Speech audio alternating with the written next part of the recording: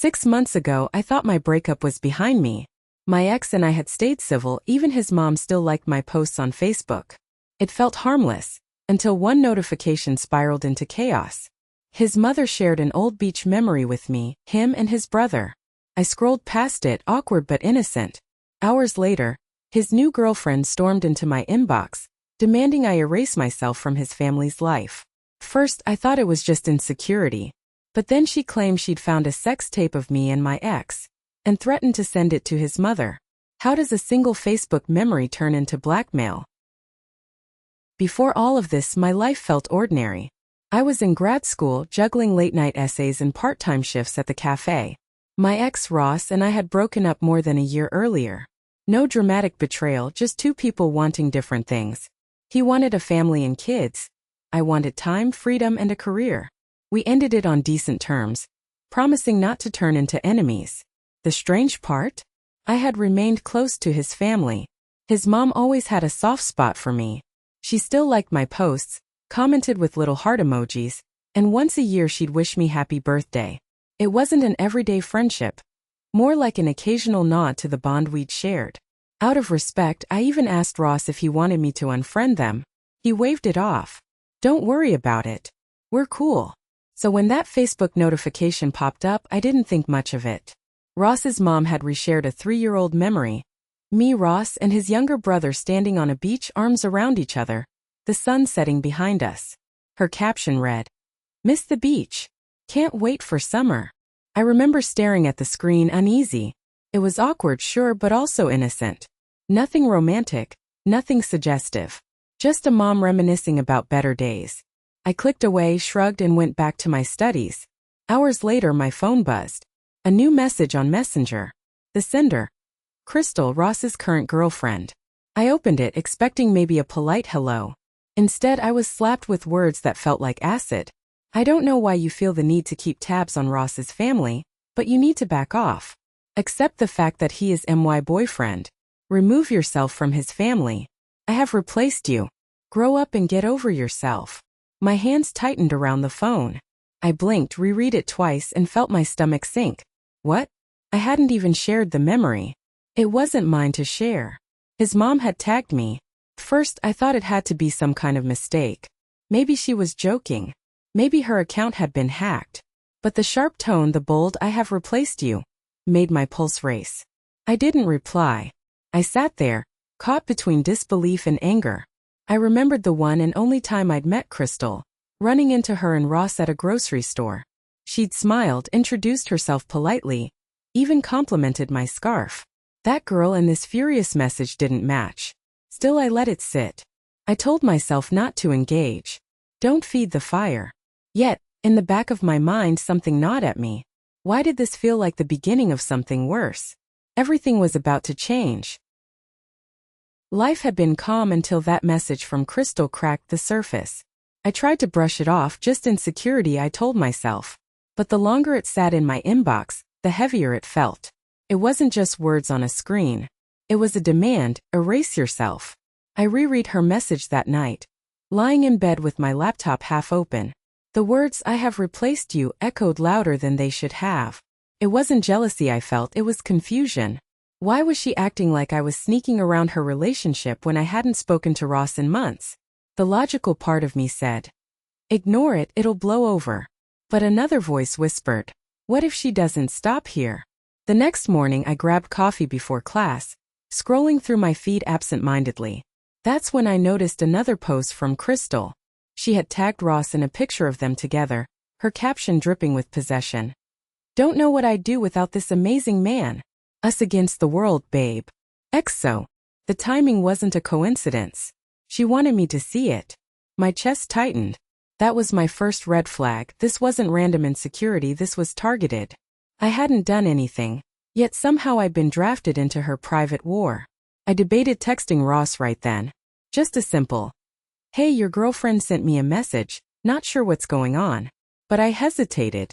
Would that make me look like I was stirring drama? Would Crystal twist it into proof that I still wanted him? So I kept silent. That night, I replayed the grocery store encounter in my head. The way Crystal had smiled, how normal she seemed. Had it all been fake? Or had something changed? Maybe she'd stumbled across old photos. Maybe she'd seen Ross's mom comment too fondly on my posts. Either way, the transformation from kind stranger to digital attacker felt like whiplash. I couldn't shake the unease.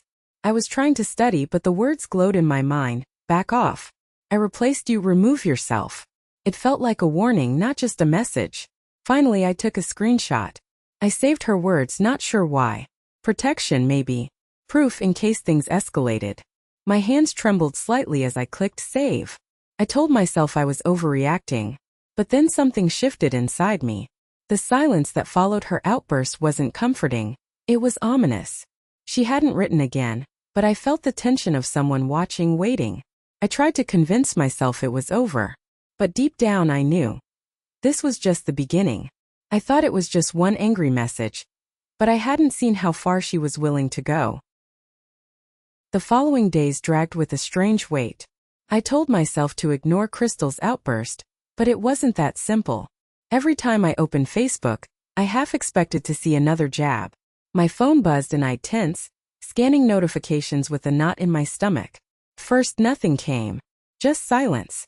And that silence felt louder than any insult she could have sent.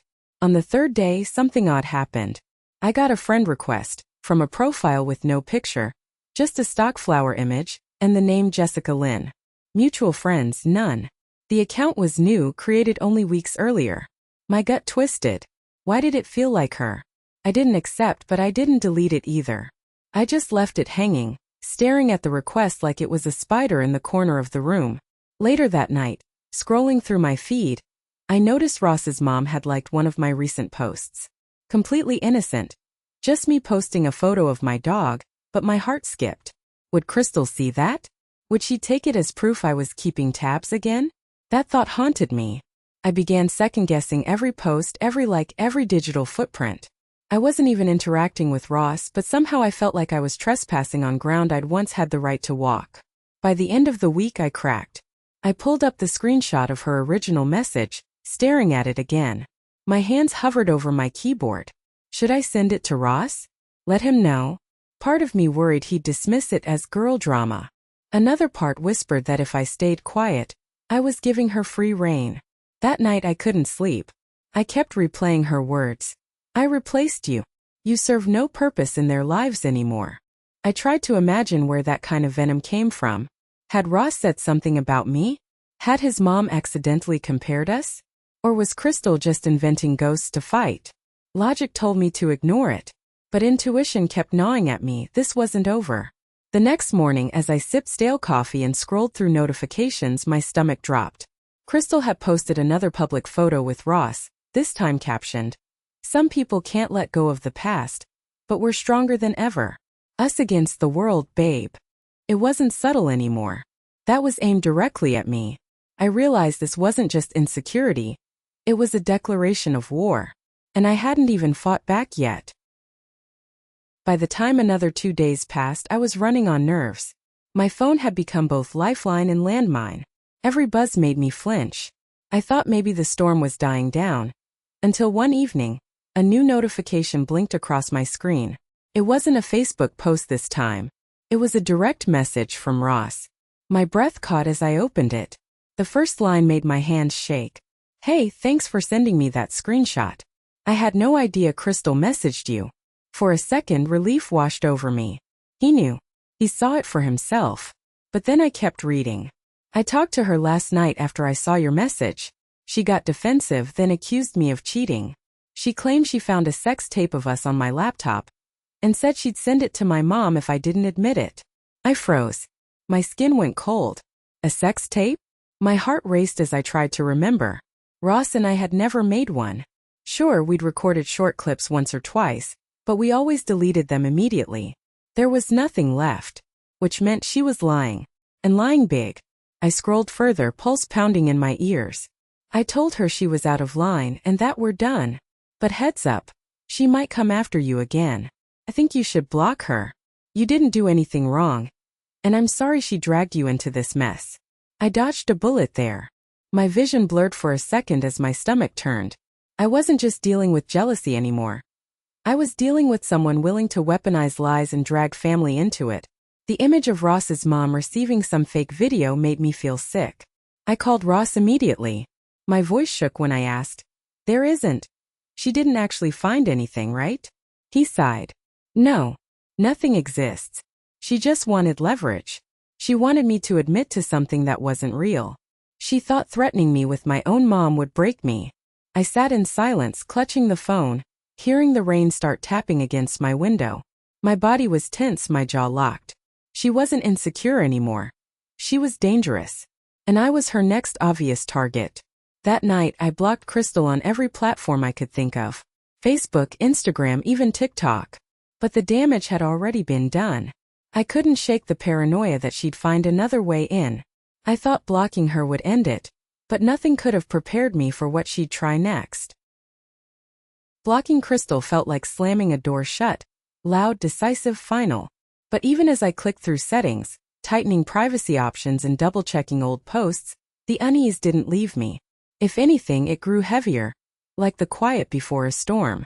The next morning, my phone lit up with 3 notifications in a row. Not from Crystal, at least not directly.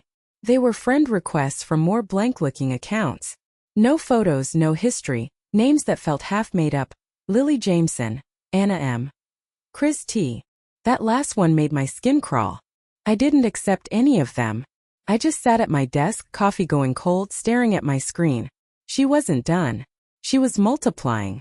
That night, I scrolled through Facebook again, trying to distract myself, when I noticed something that made my pulse spike. Ross's mom had posted another family memory. This one from a barbecue years ago where I was laughing in the background, a soda in my hand. Crystal had commented beneath it, just 3 words: "Wow. Still here." It was subtle enough that most people would skim past it. But I felt the sting, sharp and deliberate. She wanted me to know she could still reach me, even blocked. She was using Ross's mom's page as a weapon. The problem wasn't just between her and me anymore. It was bleeding into his family. I felt exposed, like my name had become a chess piece in someone else's fight. I paced my apartment, the floor creaking under my steps. My mind churned. Should I message Ross's mom? Should I explain? Or would that make me look guilty, like I was fighting for space in their family when I wasn't? Finally, I messaged Ross again. I kept it short. "Hey, I think Crystal is still trying to get at me through fake accounts and comments. I don't know what else to do here. Should I disconnect from your family altogether?" He read it within the hour. His reply came quick. "You don't need to do anything. She's spiraling and I'm dealing with it. Just protect yourself." "I'm sorry you're caught in this." Protect myself. The phrase stuck like a warning, because for the first time it felt bigger than just online drama. It felt like someone was watching, calculating. I thought it was limited to Facebook. But then I realized she was willing to push this beyond the screen. For a brief stretch, the silence returned. After blocking those fake profiles and tightening my privacy settings, I convinced myself I could breathe again. Days passed without another notification, no messages, no strange friend requests. I almost believed the storm had burned itself out. I leaned into normal life. Classes, work, long walks with my dog. For the first time in weeks, my chest didn't feel like a vice. I even posted a picture. Just a coffee cup on my desk with my notes spread out. Innocent. Harmless. Hours later, Ross's mom liked it. My stomach clenched, but I shook it off. She always liked my posts. Nothing wrong with that. Maybe, just maybe, Crystal had finally moved on. That night, I went to bed with the window open, the cool spring air rolling in. I let myself believe it was over. The next morning shattered that illusion. My phone buzzed with a new message request. The name wasn't Crystal's, but the tone was unmistakable. "You really think blocking me changes anything? Ross might be done with me, but I'm not done with you. Stay away from his family, or I'll make sure everyone knows who you really are." My hands went cold. Who I really was. The words felt like a shadowy threat, vague but heavy. I sat on the edge of my bed, heart hammering, rereading it over and over. I wanted to scream. I had done nothing, absolutely nothing, to deserve this. And yet here I was, starting my day with another threat from a stranger wearing my ex's girlfriend's mask. Part of me wanted to delete my accounts, vanish from social media completely. But another part, the stubborn one, whispered that if I ran, she'd win. She'd rewrite the story, and I'd become the villain in her eyes. So instead I drafted a message to Ross. This time I attached the screenshot without hesitation. She's still at it. I don't know how far she plans to go. But I need you to understand this isn't stopping. I hit send. My thumb hovered as though I could pull it back.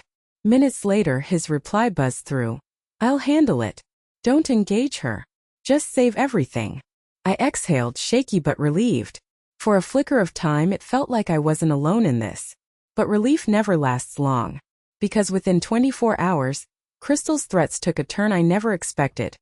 One that dragged his entire family into the line of fire. The next day started with a call, not a message. My phone lit up with Ross's name and for a split second I debated ignoring it. But something in my gut told me to answer. His voice was tight, rushed. She showed up at my mom's house. My blood ran cold. He explained between clipped breaths. Crystal had stormed in uninvited, waving her phone around, claiming she had proof of our supposed sex tape. She threatened to send it to his mom, so she could see what kind of girl he was protecting. Ross's mom, confused and horrified, asked her to leave.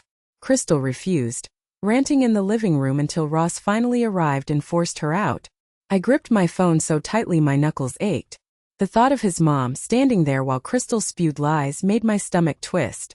This wasn't jealousy anymore. This was harassment, violent, personal, calculated.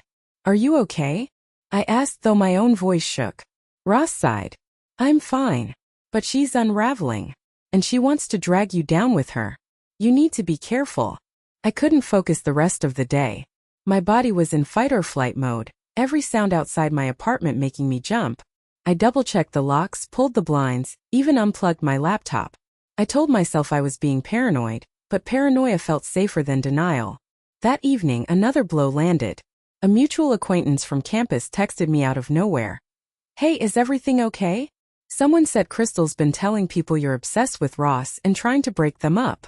My chest tightened. She wasn't just attacking me directly anymore.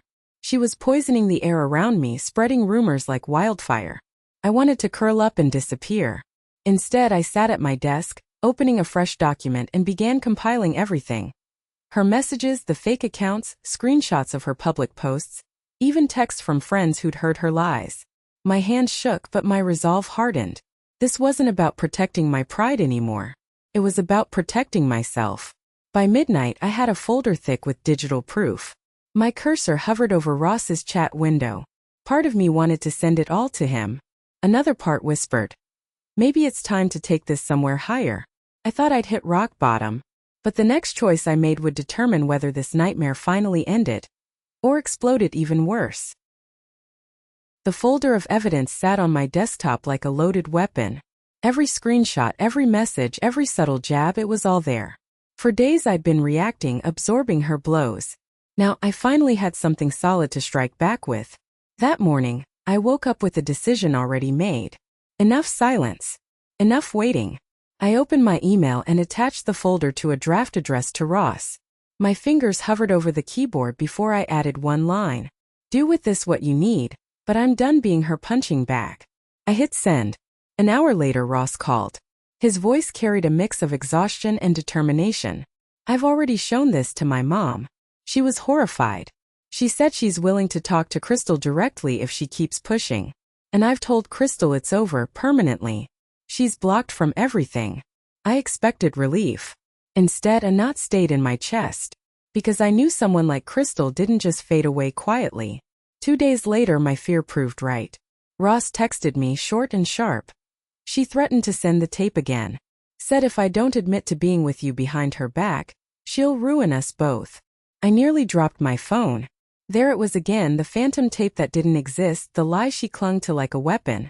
But this time she'd cornered herself. Because Ross didn't flinch. He told her he was done, that she had no power left, and if she tried anything further, the police would get involved. The silence after that was deafening. I waited, half dreading, half hoping. No messages came. No fake profiles. No sly comments under family posts. For the first time in weeks, the storm actually felt like it had broken. Later that night, Ross called me again, calmer this time. She's gone. I don't know what she'll do next, but she knows I won't play along anymore. And with your screenshots, I've got everything I need if she tries. I sat in my apartment, the glow of my laptop casting long shadows across the walls. My body trembled, not with fear but with release. For the first time, I felt like I wasn't drowning in her chaos. Crystal's downfall wasn't dramatic. There was no screaming showdown, no viral post. Just the weight of her own lies crushing her from the inside out once Ross refused to play along. I thought it was finished. But the question lingered. After everything she'd done, could I ever really feel safe again? Weeks have passed since the last message. My phone no longer buzzes with phantom threats, my feed feels clean again. And I've finally stopped checking over my shoulder every time I walk into a cafe. The storm faded as suddenly as it began, leaving me with silence that feels both fragile and precious. Ross and I aren't closer now than we were before. We're not rekindling anything, not rewriting history. But oddly, this mess reminded me why we broke up in the first place. Because we respected each other enough not to twist what we'd had into something ugly. And that respect is what shielded us when Crystal tried to weaponize the past. What surprised me most wasn't her lies or even her threats. It was how quickly one person's insecurity could spiral into a campaign of destruction. She thought she was protecting herself, but in the end she burned the very ground she stood on. As for me, I learned something too. For years I've been the kind of person who avoids conflict, who bites my tongue to keep the peace. But this time silence wasn't safety. It was fuel for someone else's fire. Saving every message, refusing to stoop to her level, and handing the truth to Ross. That was my quiet form of fighting back. And it worked. I'm still cautious with social media, still double-check my privacy settings, but I don't feel like prey anymore. I feel prepared. Hardened maybe, but stronger. Because if there's one thing this taught me, it's that some battles aren't chosen. But how you respond defines whether you survive them. So tell me, if someone turned their jealousy into a weapon against you, would you fight back or walk away?